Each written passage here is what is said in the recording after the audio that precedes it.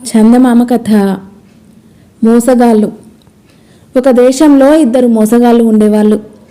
ఇద్దరు సాధువులలాగా వేషాలు వేసుకుని ఊరూరు తిరుగుతూ భూత వైద్యాలు చేస్తామని, తాయెత్తులు కడతామని చెప్పి జనాన్ని మోసగించి డబ్బు సంపాదించి తమ గుట్టు బయటపడేలోపుగా ఇంకొక గ్రామానికి వెళ్ళిపోతుండేవాళ్ళు. పెద్దవాడు గురువునని చెప్పుకునేవాడు, చిన్నవాడు శిష్యుడునని చెప్పుకునేవాడు.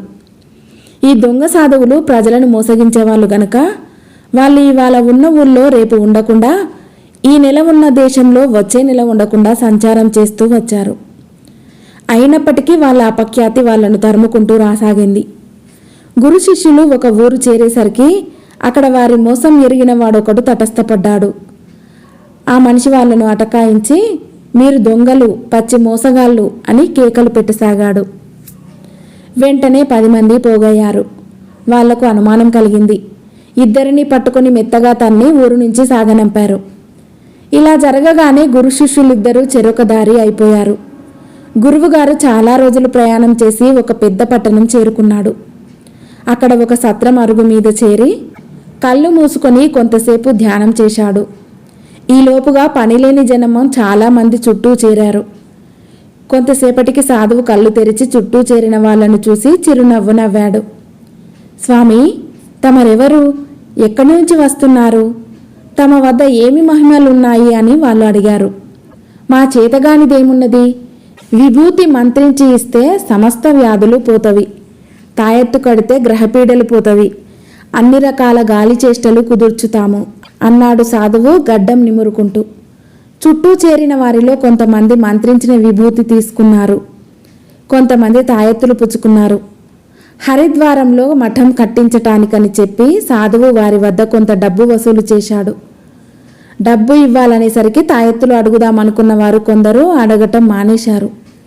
సరిగ్గా ఈ సమయంలో శిష్యుడు అక్కడికి వచ్చాడు. తన గురువును చూశాడు. వెంటనే వాడు మండిపడుతూ, మళ్ళీ ఇక్కడ దాపురించావా, దొంగ సన్యాసివాడా అన్నాడు. తర్వాత వాడు చుట్టూ చేరిన జనం కేసి తిరిగి, అయ్యా, మీరెవరూ ఇతన్ని నమ్మకండి, వట్టి మోసగాడు. మొన్నటిదాకా నేను ఈ మనిషికి శిష్యునిగా ఉండి ఇతను చేసే పాపంలో పాలు పంచుకున్నాను. నాకు బుద్ధి వచ్చింది. ఈ మనిషి వల్ల మీరు మాత్రం మోసపోకండి, ఇతడి దగ్గర ఎలాంటి మహిమలు లేవు అని కేకలు పెట్టాడు. ఈ మాటలు కొందరు నమ్మి ఆశ్చర్యంతో ముక్కు మీద వేలేసుకొని, ఇంకా నయం, ఎంత మోసం, ఇంత మోసం అన్నారు. గురువు వద్ద అదివరకే తాయెత్తులు, విభూతి కొనుక్కున్న వాళ్ళు మటుకు ఆయన కేసి తిరిగి, ఎవడో దుర్మార్గుడు వచ్చి తమరిని ఇంత మాట అంటుంటే తమరు చూస్తూ ఊరుకుంటారేం? అనుమతి ఇవ్వండి, మెత్తగా తన్నేస్తాం అన్నారు. గురువు గడ్డం నిమురుకుంటూ, అజ్ఞాని, వాడి పాపం వాడికే తగులుతుంది, వాడి మీద చేయి చేసుకోకండి అన్నాడు. ఈ మాటలతో శిష్యుడు మరింత రెచ్చిపోయి గురువు కేసి తిరిగి, ఆ మాట అనక ఇంకేమంటావు? నీ బతుకంతా నాకు తెలుసును. ఎవరన్నా నన్ను అంటుకున్నారో నీ గుట్టంతా బయట పెట్టేస్తాను అని మళ్ళీ బిగ్గరగా అరిచాడు. గురువు నిజంగా మోసగాడే అయి ఉంటాడన్న నమ్మకం అక్కడ చేరిన వారికి కలగసాగింది. కానీ ఇంతలోనే గురువు లేచి నిలబడి, ఓరి, నువ్వు మితిమీరిపోతున్నావు. ఈ అమాయకులు నీ మాటలు నమ్ముతారని నీ ఉద్దేశం. కానీ నిజం పలికేవాడు నిన్ను మించినవాడు భగవంతుడున్నాడురా. మూర్ఖ, నేను దొంగనే అయితే ఈ కప్పు విరిగి నా మీద కూలుగాక.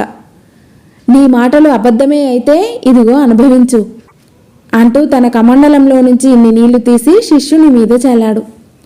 మరుక్షణం శిష్యుడు మొదలు నరికిన చెట్టులాగా కింద పడి కొద్దిసేపు గిలగిలా తన్నుకొని శరీరం కొయ్యబారి శవంలాగా అయిపోయాడు. చచ్చాడు చచ్చాడు అని నలుగురు హాహాకారాలు చేశారు. మహిమగల వాళ్లను నిందిస్తే ఊరికే పోతుందా అని కొందరు అన్నారు. సామాన్యపు సాధువు అనుకొని నోటికి వచ్చినదల్లా వాగాడు, రోగం వదిలింది అన్నారు మరికొందరు. స్వామి, తెలియక నేరం చేశాడు, వాణ్ణి క్షమించండి అని కొంతమంది గురువును బ్రతిమాలారు. గురువు తన జోలెలో నుంచి ఒక తాయెత్తు తీసి శిష్యుడి చేతికి కట్టి, నిన్ను క్షమించాను లేవరా అన్నాడు. శిష్యుడు అప్పుడే నిద్రలేచిన వాడిలాగా లేచి కూర్చుని చుట్టూ కంగారుగా చూసి చివరకు గురువు కేసి చూసి ఏడుస్తూ ఆయన కాళ్ళ మీద పడి, క్షమించండి స్వామి, తప్పు చేశాను అన్నాడు. క్షమించాము పోరా, ఇక ఎన్నడూ సాధువుల జోలికి పోకు అన్నాడు గురువు. శిష్యుడు కళ్ళు తుడుచుకుంటూ లేచి ఏటో వెళ్ళిపోయాడు. తర్వాత అక్కడ చేరిన వారందరూ గురువు వద్ద తాయెత్తులు కొని బోలెడంత డబ్బు ఇచ్చారు.